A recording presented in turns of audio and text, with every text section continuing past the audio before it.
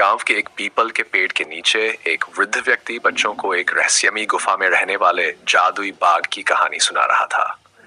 बच्चे मंत्रमुग्ध होकर सुन रहे थे, लेकिन 10 वर्षीय आर्व सबसे अधिक रोमांचित था। उसने निश्चय किया कि वह उस बाघ को स्वयं देखेगा।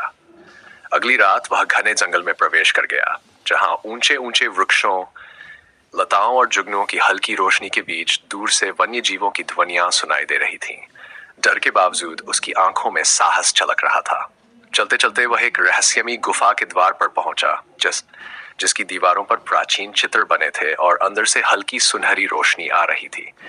जैसे ही उसने अंदर कदम रखा, सामने एक विशाल बाघ प्रकट हुआ, जिसकी सुनहरी धारियां चमक रही थीं और आंखें चांदनी की तरह उज्जवल थीं।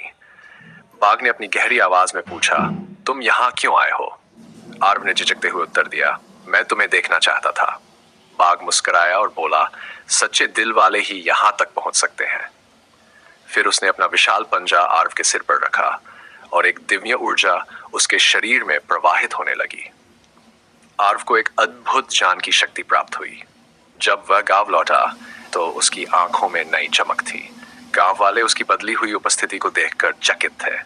अब वह केवल अपने लिए नहीं, बल्कि पूरे गांव की भलाई के लिए जीने का संकल्प ले चुका